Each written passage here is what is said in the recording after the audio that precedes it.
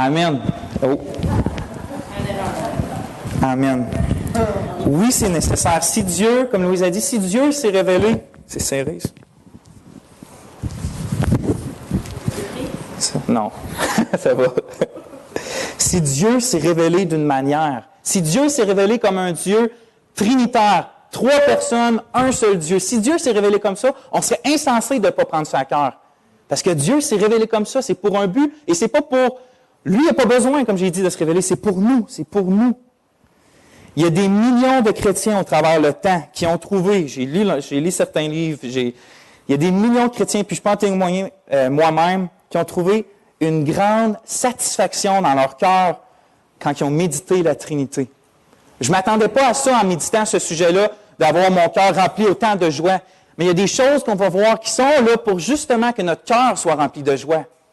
Puis c'est en méditant ces choses-là que l'Esprit ou que Dieu va mettre ces choses-là dans notre cœur.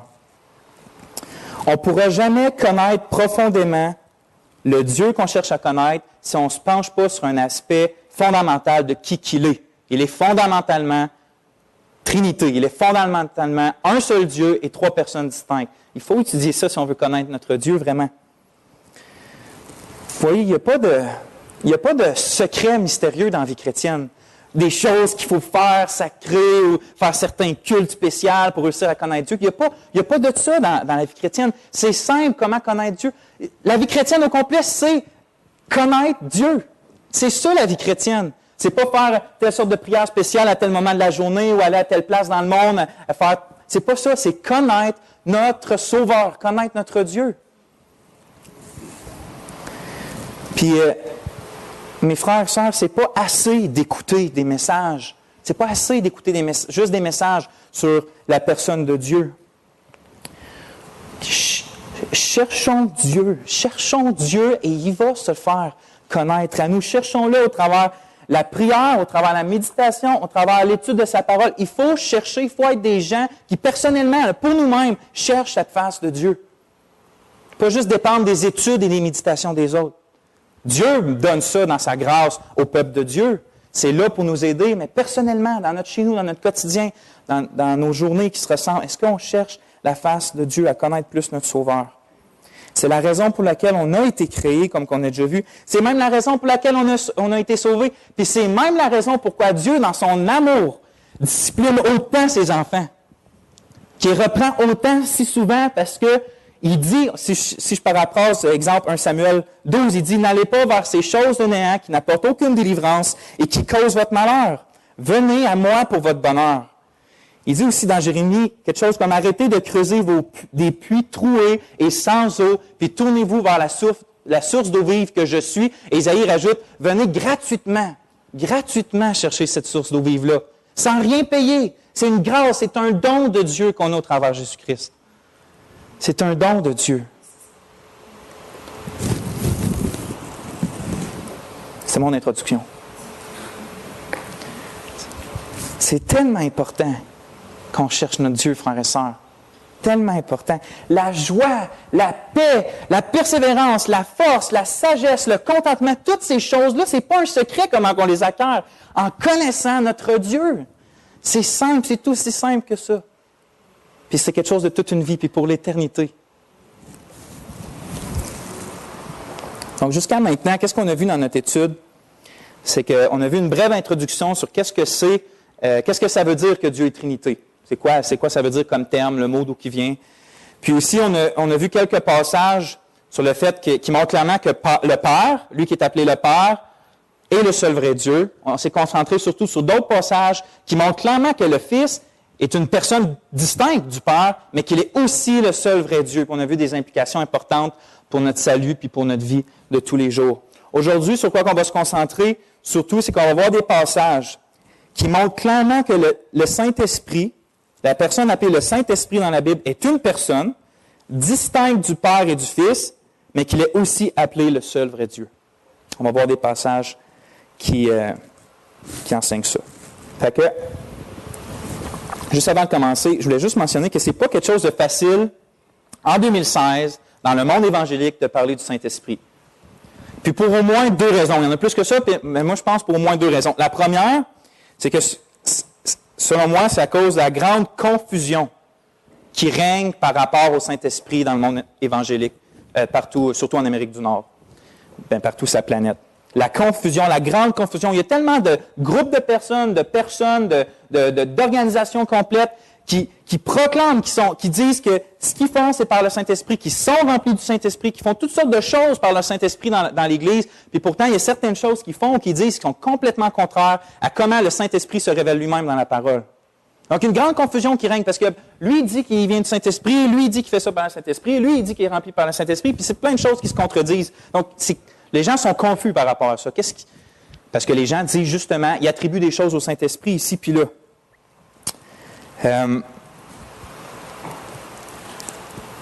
Puis majoritairement à cause que, en grande partie, il y a une ignorance des vérités bibliques dans les églises.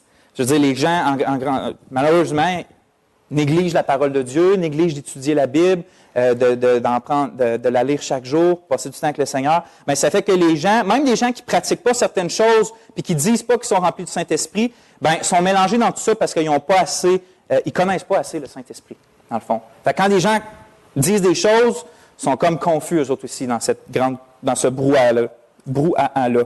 La deuxième raison pour laquelle je pense qu'il n'est pas simple de parler du Saint-Esprit en 2016, c'est, selon moi, c'est à cause d'une forte réaction en face de cette confusion-là qui se passe d'un côté. D'une part, il y a des personnes qui vont juste voir la confusion et qui vont dire « OK, moi, je n'embarque pas dans ce sujet-là. » Parce qu'ils ont peur de rentrer dans cette confusion-là. Ça leur fait peur, fait OK, j'en parle juste pas du Saint-Esprit. Et je ne le médite pas et je ne l'étudie pas. Puis d'un autre part, je pense qu'il est encore plus dangereux, c'est qu'ils vont tellement réagir fortement à cette confusion-là qu'ils vont dire des choses contraires à ce qui se passe, puis qui ne sont pas d'accord avec raison de ce qu'ils voient de leurs yeux ou ce qu'ils entendent dans leurs oreilles. Fait qu'ils vont formuler des vérités selon eux, mais qui vont pas avoir de racines dans la Bible non plus. Donc, ce qu'ils vont dire, ça ne va être pas fondé sur la parole, ça va être juste comme en réaction de ce qu'ils voient, qu'ils ne trouvent pas correct. Donc, d'une part ou d'une autre, on n'a pas une bonne... on ne connaît pas le Saint-Esprit.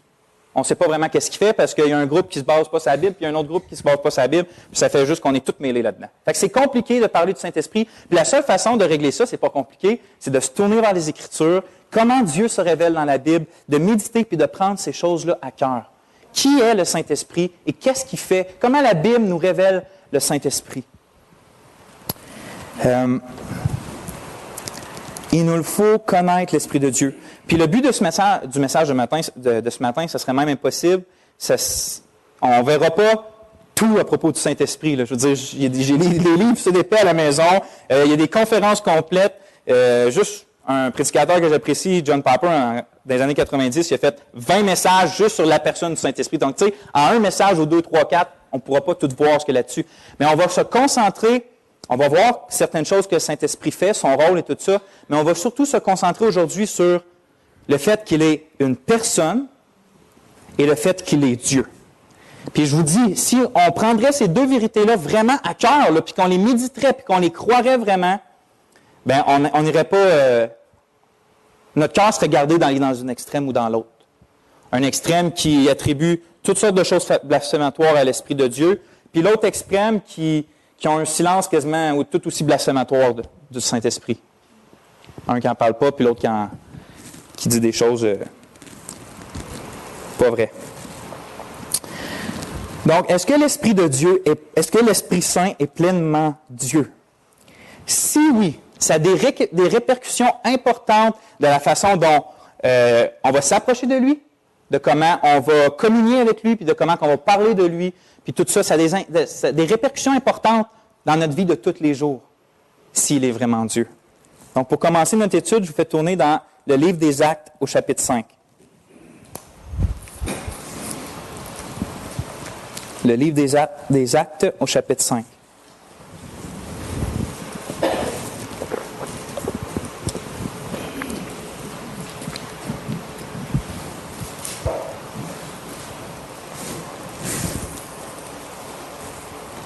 On va lire les versets 1 jusqu'à 6 ensemble. Mais un homme nommé Ananias, avec Saphira, sa femme. Non, regardez, on va recommencer au verset 36 du chapitre précédent. Donc, au chapitre 4, verset 36. C'est juste le verset en haut.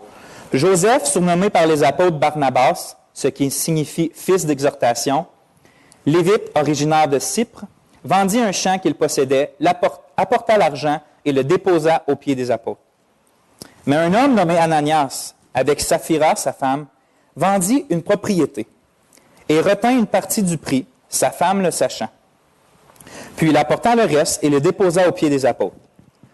Pierre lui dit, « Ananias, pourquoi Satan a-t-il rempli ton cœur au point que tu mentes au Saint-Esprit et que tu aies retenu une partie du prix du champ? S'il n'avait pas été vendu, ne te restait-il pas? Et après qu'il a été vendu, le prix n'était-il pas à ta disposition? Comment as-tu pu mettre en ton cœur un pareil dessein? Ce n'est pas à des hommes que tu as menti, mais à Dieu. » Ananias, entendant ces paroles, tomba et expira. Une grande crainte saisit tous les auditeurs. Les jeunes gens s'étant levés, l'enveloppèrent, l'emportèrent et l'ensevelirent. Quand on lit ce passage-là, c'est pour ça que j'ai commencé plus haut, on aurait même pu commencer plus haut, c'est qu'il semble qu'il y avait une pratique qui se faisait au premier siècle avec les premiers chrétiens puis les apôtres, c'est que les gens semblaient vendre leur propriété, vendre leur maison, apporter ça à l'Église pour que cet argent-là soit redistribué à ceux qui en avaient besoin dans l'Église. Il y a des gens qui disent des fois que c'est obligé dans la Bible de faire ça, mais moi je veux nulle part où que c'est obligé. Le Nouveau Testament enseigne jamais ça, quoique il nous exhorte à avoir de la libéralité, c'est-à-dire de donner librement aux gens avec générosité, des gens qui sont dans le besoin. Sauf que, au contraire, ce qu'on voit plutôt dans le Nouveau Testament, c'est qu'on a encouragé à faire ça librement, sans pression, selon nos besoins, puis tout ça. Donc, selon moi, ce qui se passe ici, ce qu'on voit, c'est que les gens avaient eu à cœur, de la part de Dieu, ils voyaient des besoins dans l'Église, puis ils étaient joyeux, ils vivaient dans l'Évangile, ils étaient réconciliés avec Dieu. Fait qu'ils ont dit, go, on vend nos choses, puis on aide ceux qui en ont besoin. Donc, ils n'étaient pas contraints de le faire, c'était pas une obligation. Pourquoi je dis ça? C'est à cause que Ananias, son péché dans ça, c'est pas le fait qu'il ait gardé une partie de l'argent. C'était pas obligé de vendre nos propriétés puis de les donner aux apôtres. Fait que, il aurait pu, même Pierre lui dit, tu sais, quand le champ était à toi, tu aurais pu faire ce que tu veux, tu aurais pu le garder, puis même quand tu l'as vendu, tu aurais pu faire ce que tu veux avec l'argent. Ça, c'est pas un péché, c'est pas ça son péché Ananias, c'est le fait qu'il ait gardé une partie puis qu'il ait menti en disant qu'il avait tout donné. Il voulait paraître comme un homme qui avait tout donné ses biens, mais dans le fond, il se gardait une partie à lui-même. C'est ça son péché, c'est qu'il a menti. Je voulais juste que ça soit clair, des fois qu'on ne pense pas qu'on peut partir bien loin des fois avec des textes. Bon, ayant spécifié ça, à qui Ananias a menti au verset 3? Exact. Il dit que tu mentes au Saint-Esprit. Si on arrête là, ce seul verset-là, que tu mentes au Saint-Esprit, nous montre une vérité et une chose importante. Le Saint-Esprit n'est pas une force impersonnelle, comme beaucoup de sectes et de cultes vont le dire. C'est pas, souvent, les gens décrivent comme le Saint-Esprit, c'est pas une personne, c'est une genre de force que Dieu envoie pour aider ses enfants, par exemple. Sauf que, mettons que j'ai une illustration. Si je vous dis, qu'est-ce que vous répondrez à quelqu'un qui vous dit que vous avez menti à la gravité ou à l'électricité? Vous allez le regarder comme, ouh, hein? Il est bizarre, lui. Pourquoi? Parce que tu ne peux pas mentir à une chose, à une force. Quand tu mens, c'est que tu mens à quelqu'un. Tu ne peux pas mentir à une force ou à une chose. Donc ici, on voit, Ananias pouvait mentir au Saint-Esprit parce que le Saint-Esprit est une personne. Donc il est décrit dans ce verset-là, juste là, comme une personne. Donc il n'est pas une force impersonnelle. Maintenant, regardez à la fin du verset 4. Ce que Pierre précise à Ananias. Il dit, ce n'est pas à des hommes que tu as menti, mais à Dieu. Il dit au verset 3 qu'Ananias a menti au Saint-Esprit. Puis là, il dit au verset 4 qu'il a menti à Dieu. Comment Pierre peut dire ça? Une autre illustration. Si je vous dis que quand vous mentez à Claude, ben, vous me mentez à moi. Vous mentez à Claude, c'est que vous me mentez à moi. Vous allez me regarder encore avec un petit air bizarre comme, OK, il est vraiment parti, lui. Pourquoi? Parce que quand vous mentez à Claude, je ne suis pas Claude. Quand vous mentez à Claude, ben, vous mentez à Claude, puis pas à moi. C'est aussi simple que ça. Quand je mens à une personne, pas à deux. Donc, pour Pierre, lui, l'apôtre Pierre, avec toute son autorité apostolique, c'est-à-dire d'apôtre, il affirme que lorsqu'on ment au Saint-Esprit, on ment à Dieu. Parce que pour lui, l'Esprit, qui est une personne, est Dieu. Il n'y a aucun problème à dire ça. L'Esprit est Dieu. Donc, on voit jusqu'à maintenant deux vérités fondamentales qu'on va continuer de voir tout au long du message en ce qui concerne l'Esprit Saint. Un, c'est une personne puis pas une force impersonnelle. C'est-à-dire, c'est pas genre comme juste de la gravité ou de la puissance. C'est une personne avec une volonté, une personnalité, puis des désirs, des sentiments. C'est une personne. Puis deux, il est aussi pleinement le seul vrai Dieu, puis pas un être créé, comme d'autres cultes vont le dire. Puis on doit constamment retenir ces deux déclarations-là dans nos cœurs si on ne veut pas s'éloigner de la vérité. Puis on doit les méditer plus profondément qu'on pourrait le faire. Vraiment méditer ça si on veut éviter, comme j'ai dit tantôt, un extrême ou l'autre. On doit garder, puis je vous dis, on va le voir tantôt, juste ces deux vérités-là, en les méditant, on se garde de tomber dans de fausses doctrines. Puis dans de la confusion. Puis avant de changer de passage, pour continuer sur le même sujet, vu que c'est dans le texte, j'aimerais le faire remarquer. Vous savez qu'il y a beaucoup de groupes puis d'individus qui proclament haut et fort, comme j'ai dit au début, qu'ils vivent un réveil spirituel par l'Esprit de Dieu. Il y a un réveil qui se passe dans leur église puis dans leur ville, puis ils affirment haut et fort qu'ils sont remplis de l'Esprit de Dieu, puis que l'Esprit de Dieu opère toutes sortes de choses au milieu d'eux. Puis même, en tout cas, vous savez, toutes sortes de choses au milieu d'eux, anyway. J'ai entendu un prédicateur, à un moment donné, un prédicateur missionnaire, qui a posé une question, il était allé prêcher à une église, puis cette église-là était reconnue parce qu'elle n'arrêtait pas de dire qu'elle vivait un réveil spirituel, puis que l'Esprit de Dieu agissait au milieu d'eux. Puis le prédicateur va les voir, puis avant de faire son message, il pose la question, il dit, vous dites que l'Esprit de Dieu agit au milieu de vous, là, qui cause un réveil, là, qui est présent plus qu'à d'autres places ou plus que d'habitude. Il manifeste sa présence au milieu de vous. Il dit, j'ai une question pour vous. Lorsque les gens mentent, est-ce qu'ils meurent? Pourquoi qu'il disait ça? C'est à cause qu'il avait compris, bien là, c'est sûr qu'il parle de Actes, le verset qu'on vient de voir, Ananias a menti puis il est mort, mais il avait compris que la présence de l'Esprit rime avec sainteté. La présence de l'Esprit rime avec sainteté. Dans la Bible, c'est quelque chose, on voit dans la Bible puis dans l'histoire de l'Église, c'est quelque chose de merveilleux puis d'extraordinaire quand Dieu manifeste davantage sa présence à un endroit. C'est merveilleux, des choses incroyables qui se passent. Sauf que c'est aussi quelque chose de terrible, de terrifiant, je veux dire.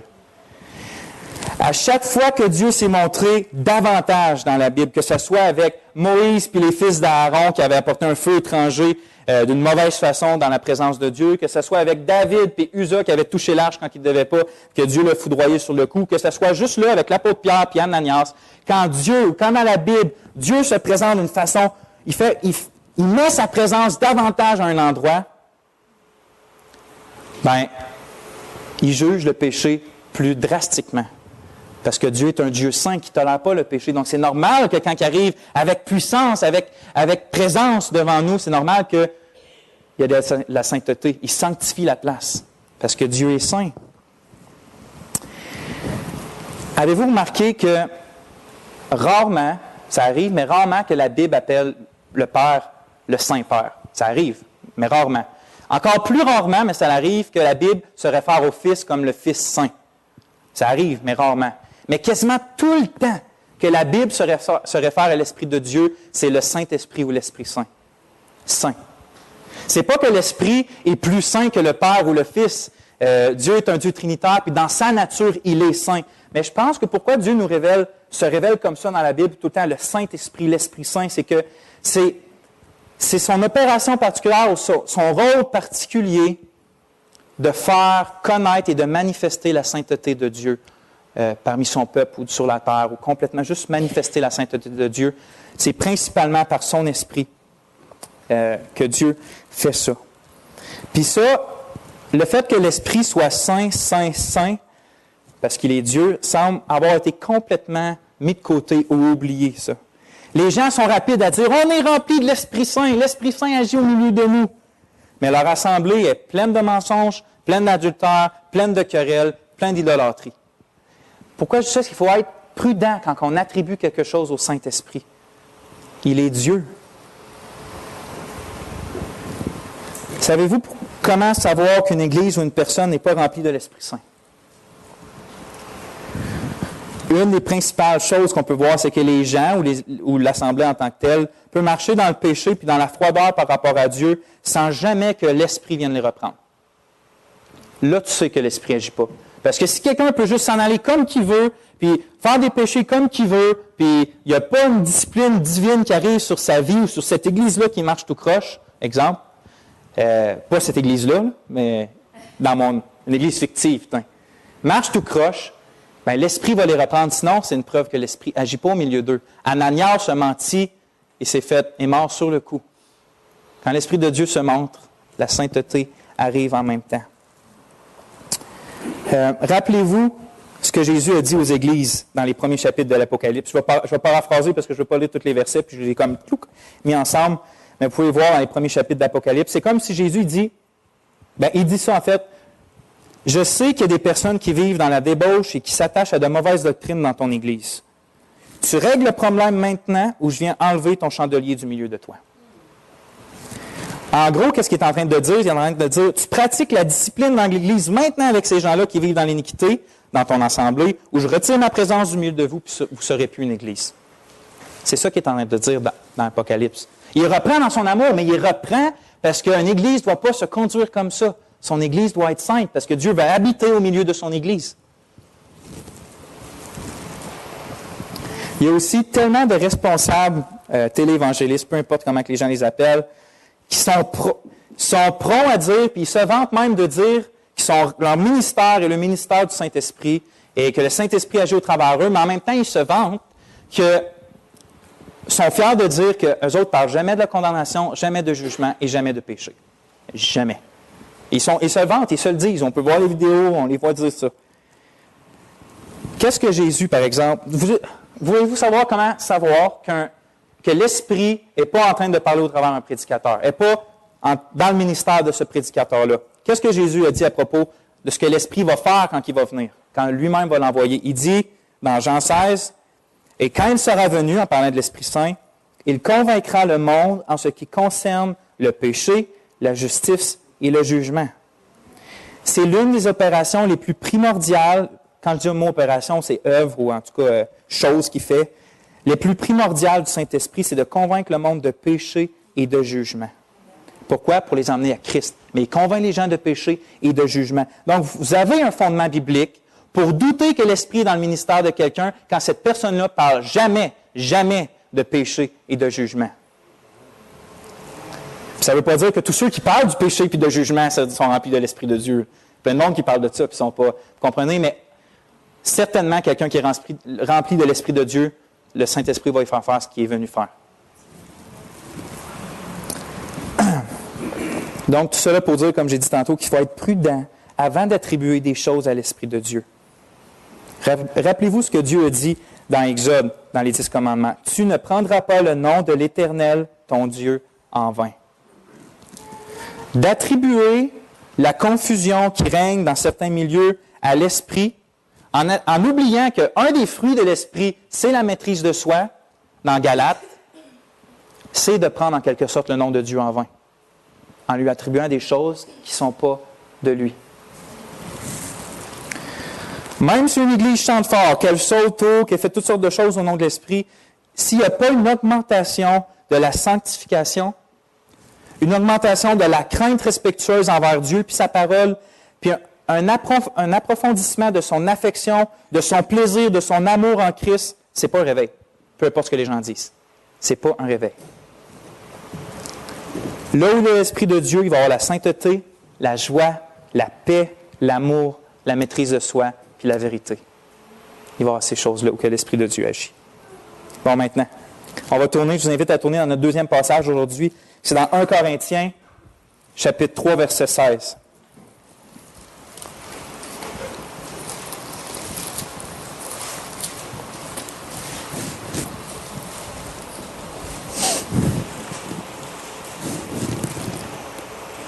Je suis dans 2 Corinthiens. Donc, 1 Corinthiens.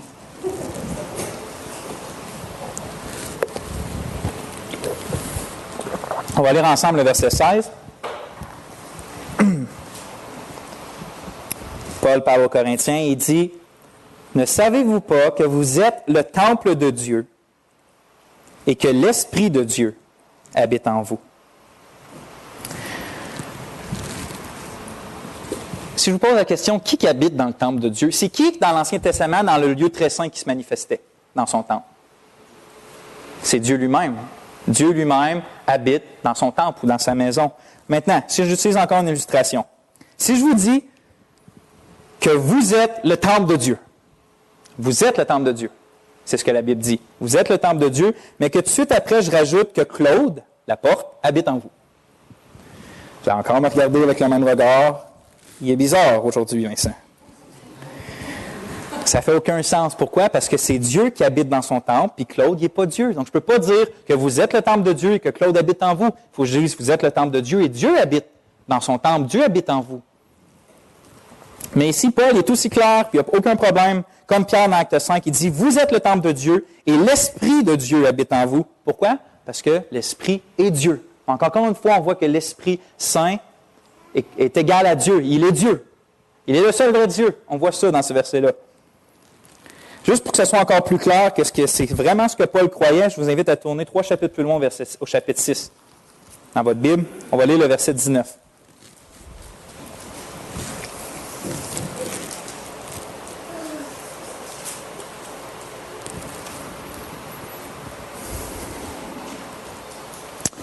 Ne savez-vous pas que votre corps est le temple du Saint-Esprit qui est en vous, que vous avez reçu de Dieu et que vous ne vous appartenez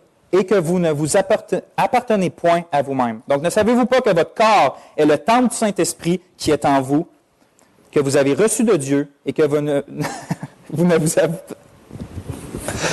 Est-ce quelqu'un qui peut le lire? Vous ne vous appartenez plus à vous-même. Bon, amen. All right. Voyez-vous, au chapitre 3, Paul il dit que l'Église en général est le temple de Dieu, puis ici il dit que chaque croyant en particulier est le temple du Saint-Esprit. Une dernière fois, j'utilise la même illustration. Il serait insensé et même blasphématoire de dire, frères et sœurs, vous êtes le temple de Dieu et vous êtes le temple de Tony Bissonnette. Ça serait vraiment quelque chose de dire ça. Mais pour Paul, encore une fois, lui, il n'y a aucun problème. Il dit, vous êtes le temple de Dieu et vous êtes le temple du Saint-Esprit, parce que pour lui, le Saint-Esprit est pleinement le seul vrai Dieu. Il n'y a aucun problème à dire ça. Maintenant, cette idée-là du temple de Dieu.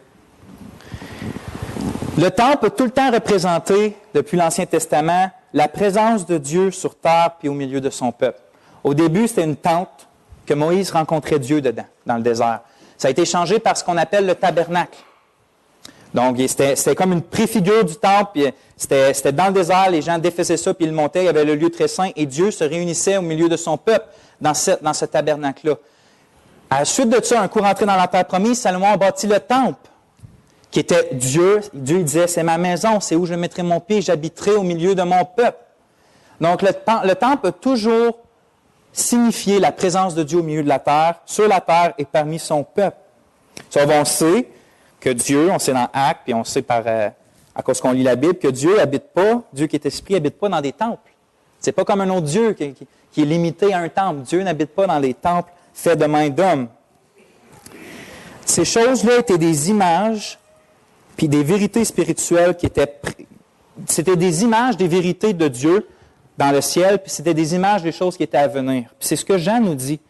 Quand il dit dans l'Évangile, au chapitre 1, verset 14, il dit, « Et la parole, on a vu c'était Christ, et la parole a été faite chair, et elle a habité parmi nous. » Littéralement, le verbe « habiter », c'est ça. Et la parole a tabernaclé, ou a fait son tabernacle parmi nous. Ce que Jean est en train de montrer, c'est que Christ, dans son corps, était Dieu, pleinement Dieu parmi son peuple et sur la terre. La présence de Dieu était en Christ sur la terre. C'est ce que Paul nous dit aussi dans Colossiens, car en lui habite corporellement toute la plénitude de la divinité. Donc tout ce qui est Dieu est en Christ. Donc Christ était vraiment le vrai temple de Dieu, le tabernacle. Tout pointait vers Christ. À cette heure, pensez à ça. La Bible déclare constamment que le Père est assis dans les cieux sur son trône. Et la Bible aussi affirme que maintenant Christ, Jésus-Christ homme, a été glorifié et est assis sur le trône aussi à la droite de son Père. Où est donc maintenant la présence de Dieu parmi son peuple et sur la terre. Ce qu'on vient de lire, c'est que l'Église en général, puis chacun d'entre nous en particulier, on est le temple de Dieu. On est où que Dieu rencontre les hommes. On est où que Dieu nous rencontre. On est le temple de Dieu. Et Paul spécifie que c'est la personne du Saint-Esprit qui habite en nous. Dieu est omniprésent, mais il fait connaître sa présence. Le Père et le Fils, oui, ils sont en nous. On voit des versets qui disent ça dans l'Évangile, sauf qu'ils sont en nous par l'Esprit Saint qui habite en nous. Donc, Dieu se fait connaître à nous. Dieu nous manifeste sa présence par le Saint-Esprit. Il y a beaucoup d'implications qu'on n'a pas le temps de voir avec ça, mais on va en voir au moins deux. La première, puisque c'est l'Esprit Saint qui est la présence de Dieu en nous, c'est donc en étant en communion avec lui qu'on est en communion avec Dieu. C'est en étant en communion avec le Saint-Esprit qu'on est en communion avec Dieu. Puis je crois que c'est ça que Paul voulait dire quand il dit aux Corinthiens, à la fin quasiment le dernier verset du deuxième livre des Corinthiens, il dit que la grâce du Seigneur Jésus-Christ, l'amour de Dieu et la communion du Saint-Esprit soient avec vous tous. Là, il est en train d'attribuer des opérations spécifiques ou des œuvres spécifiques aux différentes personnes de la Trinité. Il attribue particulièrement la grâce au Fils, l'amour au Père et la communion qu'on a avec Dieu au Saint-Esprit. Je pense qu'il est simplement en train de dire que c'est par la grâce que Christ a acquis à la croix que l'Esprit Saint nous fait entrer en communion dans l'amour du Père. Donc, c'est particulièrement le rôle de l'Esprit de nous communiquer Dieu ou sa présence. C'est l'Esprit de Dieu qui fait ça. Puis c'est donc, comme j'ai dit, en communion avec lui qu'on va être en communion avec le Dieu trinitaire.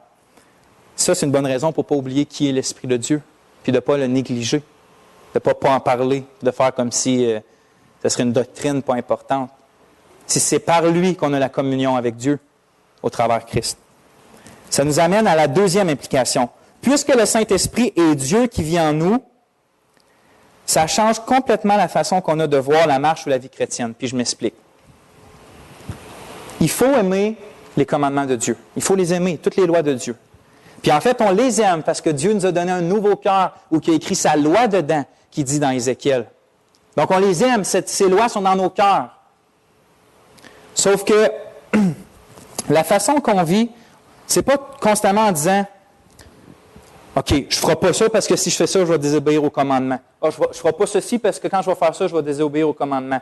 Si je fais ça, je vais désobéir à telle loi. Ce n'est pas comme ça qu'un chrétien doit vivre. Quoi qu'il y ait de la vérité là-dedans. Mais ce n'est pas comme ça qu'il doit vivre.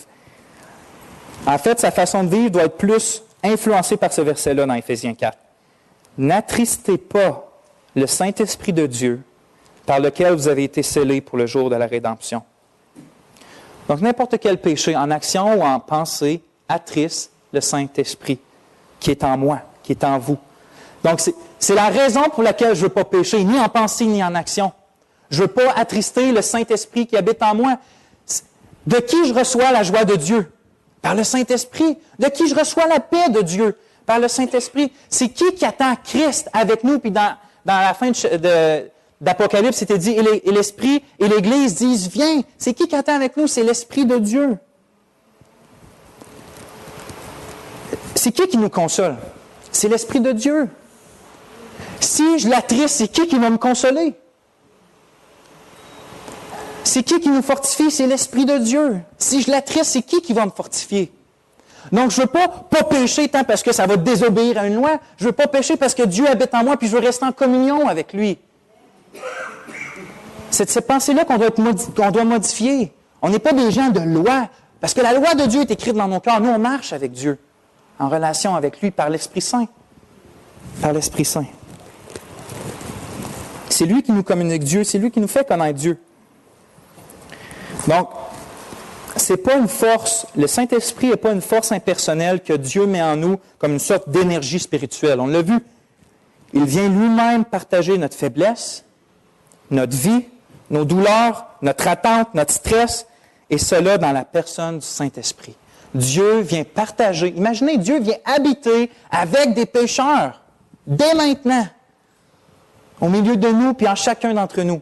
Il partage tout ce qu'on vit. Il se lève avec nous, il veille sur nous quand on dort, il se couche avec nous, le Saint-Esprit est constamment avec nous. Il est Dieu avec nous.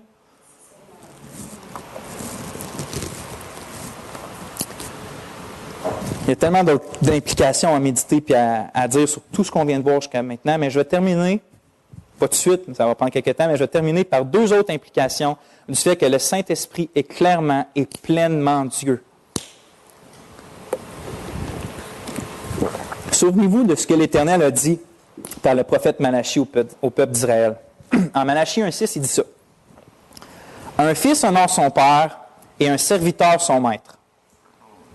Si je suis père, où est l'honneur qui m'est dû? Si je suis maître, où est la crainte qu'on a de moi? »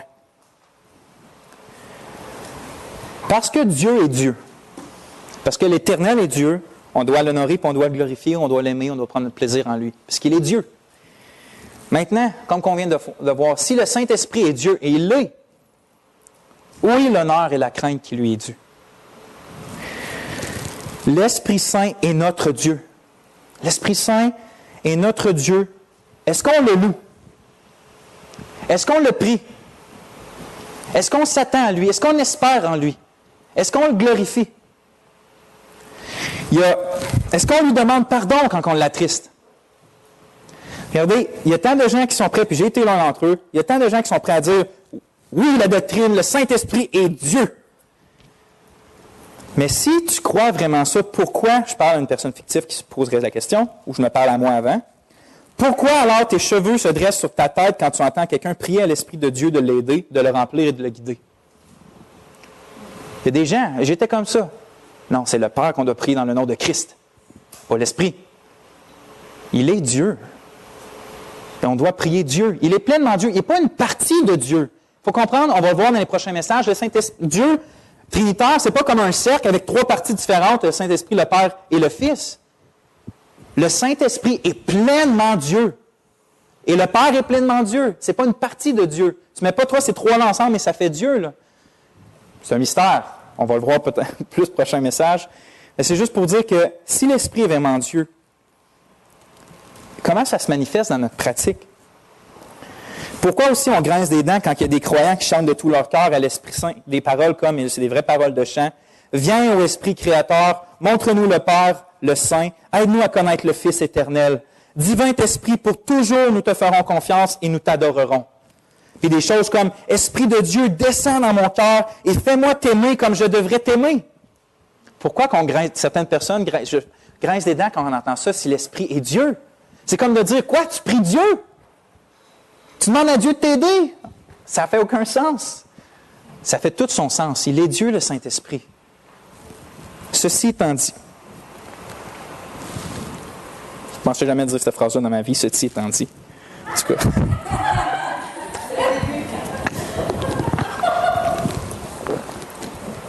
Sachez ceci. Lorsqu'on parle à l'Esprit, on parle à tout l'être de Dieu. Quand on adore l'Esprit, on adore tout l'être de Dieu. L'Esprit est Dieu. Comme j'ai dit, l'Esprit n'est pas une partie de Dieu, mais il est Dieu dans sa totalité divine, dans sa totalité infinie. L'Esprit est Dieu et accordons-lui l'honneur et la gloire, l'amour et la crainte qui lui est due.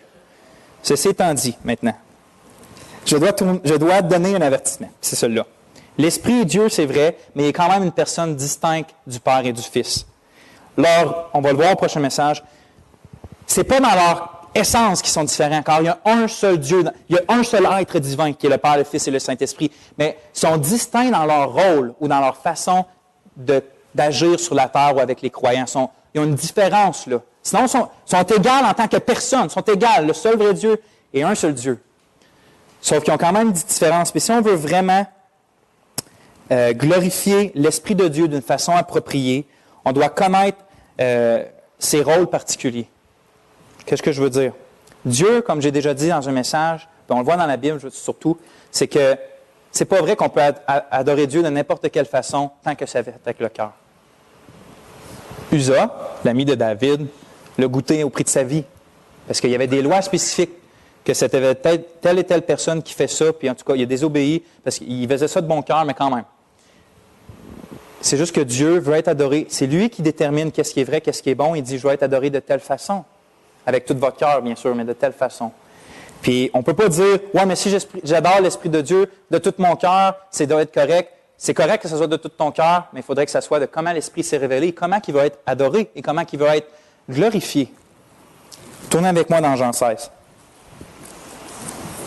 Parce que c'est important, parce que oui, il est Dieu, oui, il faut l'adorer, oui, il faut le prier, aucun problème, on prie Dieu quand on le prie, on chante à l'Esprit de Dieu. Sauf que, vous allez voir quelque chose. Dans Jean 16,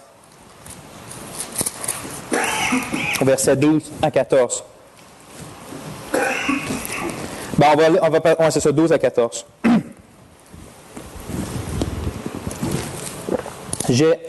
C'est Jésus qui parle. J'ai encore beaucoup de choses à vous dire, mais vous ne pouvez pas les porter maintenant.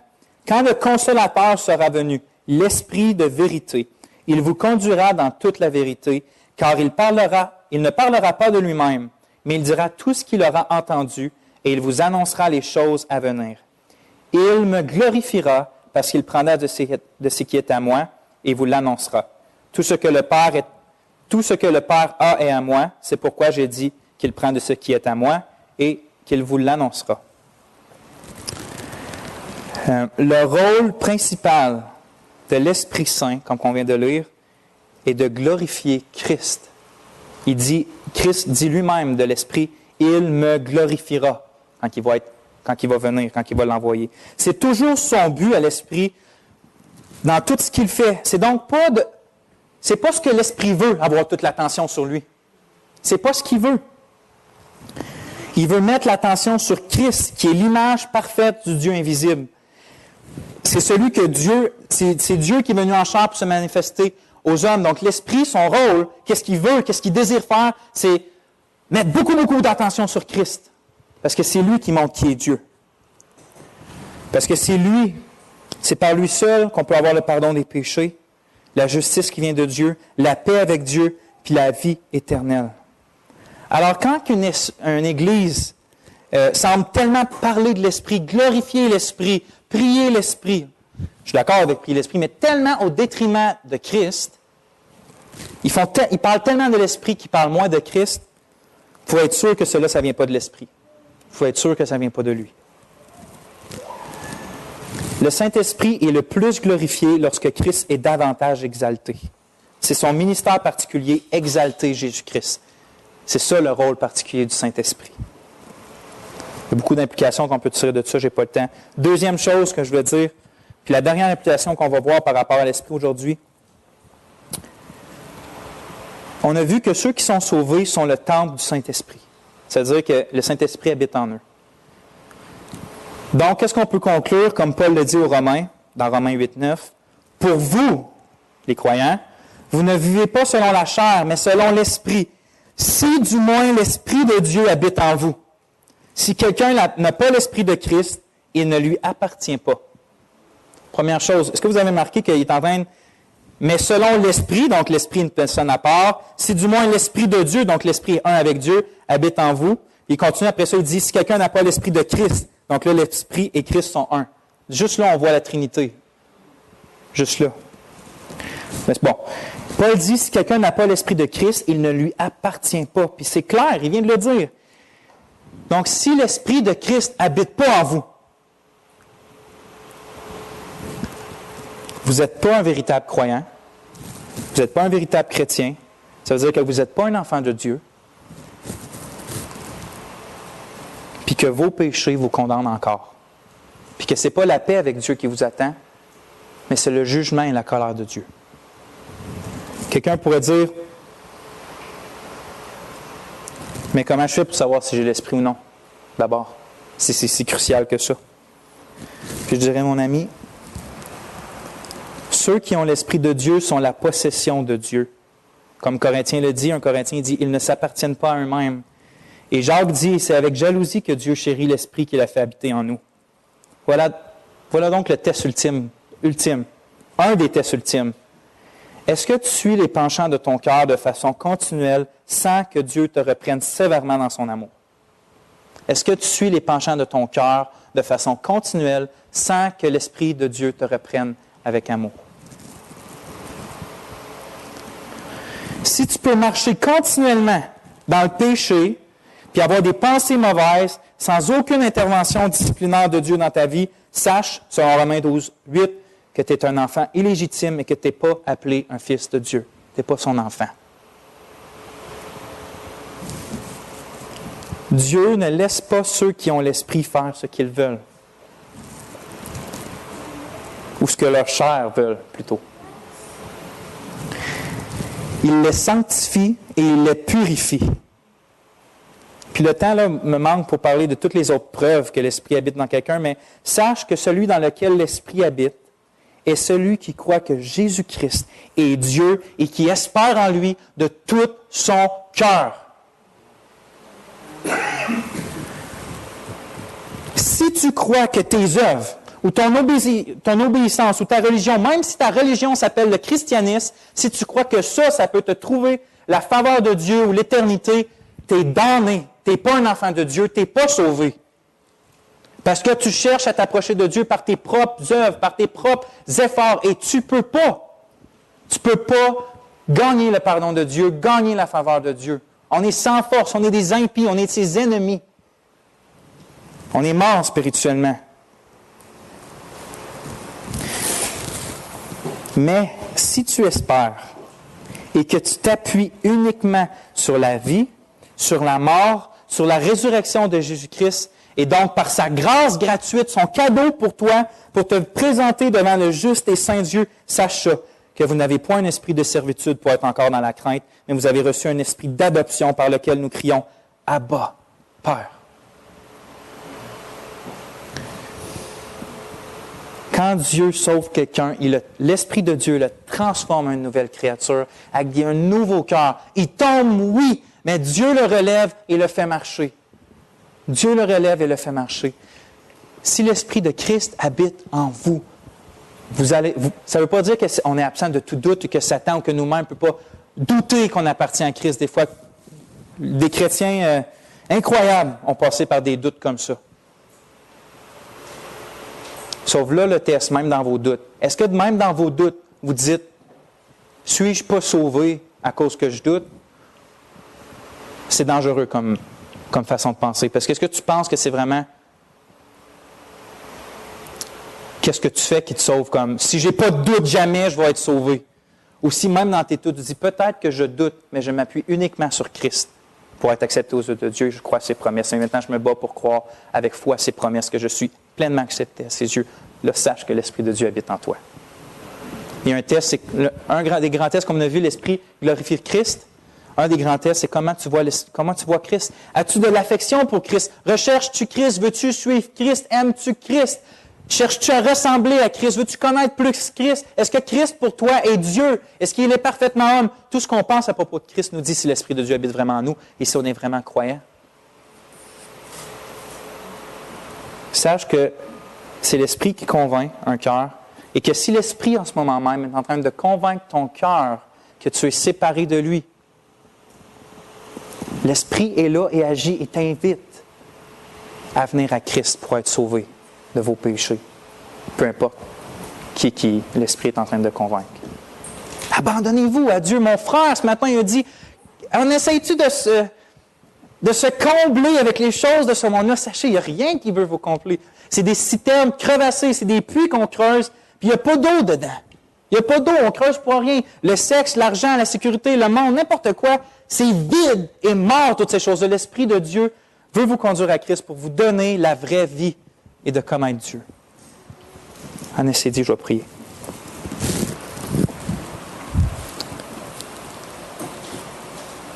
Ô Seigneur, ô Esprit de Dieu, tu es grand pour convaincre nos cœurs que nous sommes pécheurs. Tu es grand pour nous conduire à Christ. On veut te louer, Seigneur, que tu es pleinement Dieu et que tu habites en nous, que tu es l'Esprit de sanctification qui nous sanctifie, que tu es l'Esprit de consolation qui nous console dans toutes nos afflictions. On veut te louer de ce que tu attends, le retour de Christ avec nous. Oui, Seigneur Jésus, viens. Ton Église languit après toi. On cherche à te connaître. Que ton Esprit nous conduise vers toi, Père. Et que cet Esprit de Dieu conduise cette Église dans la vérité, puis dans l'amour pour toi, puis pour les uns, puis les autres. Et on t'en prie dans le nom de Christ. Amen.